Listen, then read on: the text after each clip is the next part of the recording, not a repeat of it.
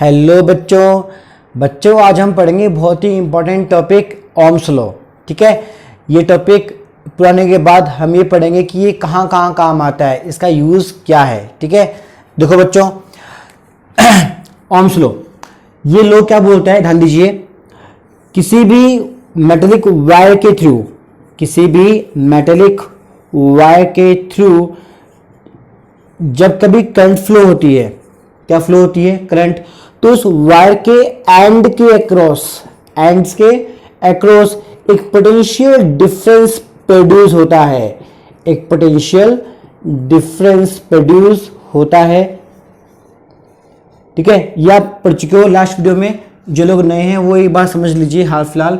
जैसे हवा पानी कैसे फ्लो करता है, हाई प्रेशर से लो प्रेशर की तरफ। ठीक है, तो अगर किसी वायर में करंट यूं फ्लो कर रही है तो मतलब इस वायर के इस एंड पर हायर पोटेंशियल है और इस एंड पे क्या है, लोअर पोटेंशियल है। ठीक है, पोटेंशियल एक फिजिकल क्वांटिटी होती है जिसका हम डीप में पहले पढ़ चुके हैं। तो देखिए आगे बढ़ते हैं।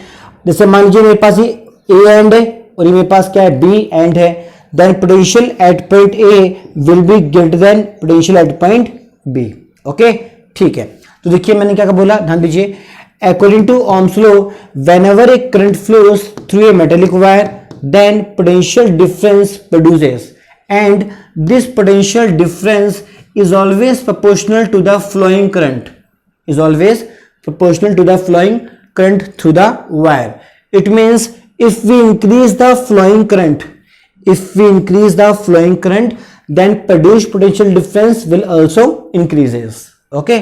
Now symbol of proportionality will be removed by constant R. अभी आर क्या है, ध्यान दीजिए बच्चों। आर होता है रेजिस्टेंस। क्या होता है, रेजिस्टेंस। अभी हम पढ़ेंगे इसके बारे में। अभी हाल फिलहाल ध्यान दीजिए, यहां से क्या बन जाएगा, ये V बाय आई। तो जो होगी इसकी यूनिट क्या होगी, ध्यान दीजिए। इसकी यूनिट होगी बच्चों वोल्ट पर एम्पियर। तो देखो ये जो ओम्स लॉ है बच्चों, ये हमारे साइंटिस्ट सर थे, जर्मन साइंटिस्ट। ठीक है, जॉर्ज ओम। तो उनके ऑनर में इसकी यूनिट को हमने नाम क्या दिया है, ओम। और सिंबल कैसा होता है इसका, ऐसा। You have to remember that. ठीक है, ये सिंबल फिक्स है ओम का, इसमें हम कोई चेंज नहीं कर सकते। और आप इनडायरेक्टली ऐसा मान सकते हो बच्चों कि 1 volt equal to 1 ampere equal to कितना होता है, 1 ओम होता है। ठीक है, मतलब किसी वायर में जब 1 एम्पियर करंट फ्लो होती है और उस करंट के वजह से उस वायर के अक्रॉस अगर 1 वोल्ट क्या हो, जनरेट हो पोटेंशियल डिफरेंस, तो उस मेटेलिक वायर का जो रेजिस्टेंस होगा उसे हम क्या बोलते हैं, 1 ओम बोलते हैं। ठीक है पहली बात तो ये। दूसरी बात हम दीजिए क्या होता है बच्चों, रेजिस्टेंस का देखो रियल मीनिंग क्या होता है कि इसे मेटेलिक वायर होता है। लास्ट वीडियो में आपको मैं बता चुका हूं कि मेटेलिक वायर की सरफेस पे क्या होते हैं, फ्री इलेक्ट्रॉन्स होते हैं। ठीक है, तो फ्री इलेक्ट्रॉन्स जो होते हैं वो रैंडम मोशन में होते हैं, लेकिन जब करंट फ्लो होती है तो इन सभी की डायरेक्शन क्या हो जाती है, सेम हो जाती है, एकदम सेम डायरेक्शन। क्या करते हैं, तेजी से इलेक्ट्रॉन्स का फ्लो अपोजिट होता है। इलेक्ट्रॉन्स का फ्लो यहां से यहां होता है। ठीक है, कैसे होता है, ध्यान दीजिए। जैसे मेरे पास ये मेटेलिक वायर है बच्चों, ध्यान दीजिए। इसको मैंने जोड़ा किससे, बैटरी से, पॉजिटिव और नेगेटिव। ठीक है, ध्यान दीजिए यहाँ पे सरफेस पे बहुत सारे क्या होंगे, इलेक्ट्रॉन्स होंगे। तो बैटरी की पोलैरिटी जो है नेगेटिव, यहाँ पे नेगेटिव पोलैरिटी आएगी, जिसकी वजह से इलेक्ट्रॉन्स पे रिपल्सिव फोर्स लगेगा और वे इलेक्ट्रॉन्स तेजी से कहां भागेंगे, टुवर्ड्स द पॉजिटिव पोलैरिटी। ठीक है, तो इलेक्ट्रॉन्स का फ्लो हमेशा अपोजिट होता है किसके, डायरेक्शन ऑफ करंट के। ओके, तो देखिए जो मैं कहना चाह रहा हूं, इलेक्ट्रॉन जब फ्लो करते हैं तो इलेक्ट्रॉन्स एटम से कोलाइड करते हैं और आपस में भी कोलाइड करते हैं। इस कोलिजन के वजह से, इस कोलाइड के वजह से एक रेजिस्टेंस प्रोड्यूस होता है जिसको हमने क्या बोला है, कैपिटल आर। ठीक है, और वैसे हम डिफाइन कैसे करते हैं, resistance is the property of any metallic wire. Resistance is the property of any metallic wire by which it opposes the flow of current. ये वायर नहीं चाहता कि मुझसे करंट फ्लो हो, तो ये अपोज करता है उसका। ठीक है, तो उस नेचर को हमने नाम क्या दिया है, रेजिस्टेंस नाम दिया है। जब आप क्लास 12th में आएंगे तो उसको हम फर्दर डीप में पढ़ेंगे। अभी आप फिलहाल ध्यान दीजिए लाइफ में कि रेजिस्टेंस जो होता है, हर मेटेलिक वायर का रेजिस्टेंस कंफर्म कुछ ना कुछ तो होता है। ठीक है, इसका मेजरमेंट हम पढ़ेंगे बाद के अंदर। ठीक है, आगे चलें। ओके, अब देखिए पहली बात तो ये तो बच्चों इस पे क्वेश्चन आते हैं, इस पे क्या आते हैं क्वेश्चन। आप हमेशा ध्यान रखिए ओम्स लॉ जो होता है वो किसी भी सर्किट में टोटल करंट, टोटल वोल्टेज या टोटल रेजिस्टेंस को मेजरमेंट करने के काम में आता है, ठीक है।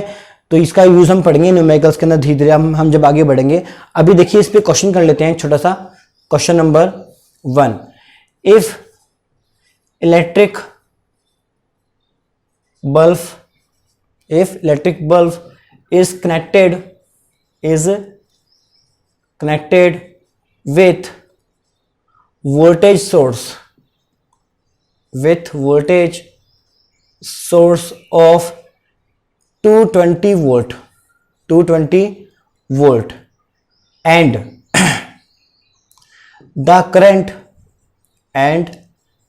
current is 3 एम्पियर मैंने एज्यूम किया एक बार। Then find out resistance of electric bulb. अब देखिए आपके दिमाग में क्वेश्चन उठ रहा होगा, इस क्वेश्चन का मीनिंग क्या है कि हमने एक बल्ब लिया, इसको हमने क्या किया, कनेक्ट किया किससे, वोल्टेज से। वोल्टेज कौन देगा, बैटरी या फिर सप्लाई वोल्टेज, कोई भी चीज ले लीजिए चलेगा, ठीक है। इसका कितना वोल्टेज है, 220 वोल्टेज है, ठीक है। करंट फ्लो कर रही है, यहाँ पे करंट हमें कितने दे रखी है, 3 एम्पियर दे रखी है। तो उसने क्या पूछा, resistance of the electric bulb. इसका मीनिंग क्या है बच्चों, सिंपल सी बात है, आपने देखा है ट्यूबलाइट हो, बल्ब हो, ठीक है, हमारा फोन चार्ज होता है, उसमें हम काम में क्या लेते हैं, मेटेलिक स्ट्रिप और मेटेलिक वायर काम में लेते हैं। तो जो बल्ब में जो फिलामेंट होता है, ठीक है, वो भी मेटल या फिर एलॉय का होता है, तो उसका रेजिस्टेंस कुछ ना कुछ तो होगा। तो वही हमसे पूछ रहा है ये। तो रेजिस्टेंस बाय ओम्स लॉ क्या बन जाएगा, V बाय I। तो V कितना है 220, I कितना है 3, तो बस 7 टाइम्स जाएगा, 73.3 ओम इज द आंसर। ओके, तो ये नॉर्मल क्वेश्चन हैं। क्वेश्चन का लेवल हम धीरे धीरे बढ़ाएंगे बाद में, हम जब न्यूमेरिकल्स पे आएंगे सीरीज हम लेके आएंगे, इसके लिए बाकायदा अलग से, ठीक है। पहली बात तो ये।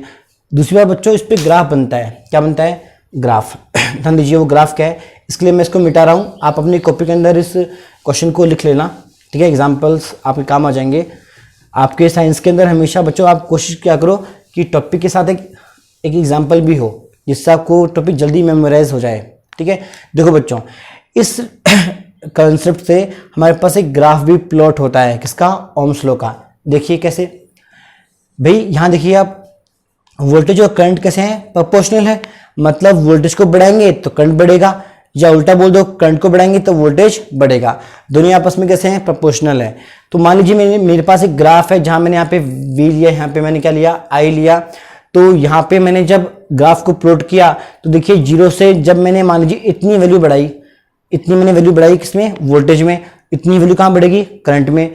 तो ये पॉइंट यहाँ से, ये पॉइंट यहाँ से कहाँ मिलेंगे, यहाँ पे मिलेंगे। मैंने 0 से और वैल्यू बढ़ाई, लेट्स सपोज यहाँ बढ़ाई, तो करंट भी क्या होगी, बढ़ेगी। ये पॉइंट यहाँ से आएगा, ये पॉइंट यहाँ से आएगा, तो ऐसे मेरे पास एक पॉइंट और बन जाएगा। ग्राफिकली हम ग्राफ में ऐसा ड्रॉ करते हैं। और अगर आपने ग्राफ नहीं पढ़ा है तो आप 10th क्लास में ग्राफ पढ़ोगे मैथमेटिक्स के अंदर, तो कोई दिक्कत नहीं आएगी। तो देखिए, तो हमेशा हमें क्या मिलेगी, स्ट्रेट लाइन मिलेगी। ये क्या शो करता है कि voltage proportional to the current और current proportional to the voltage, ठीक है। तो ये हमेशा आपको स्ट्रेट लाइन यहाँ पे मिलेगी, ठीक है। अब देखिए, इसमें आप एक चीज़ और कर सकते हो बच्चों, ध्यान दो कि जैसे मान लीजिए ये जो लाइन हमें मिली है ग्राफ के अंदर, अगर ये थीटा एंगल बना रही है with axis X, then we can find out slope of the line.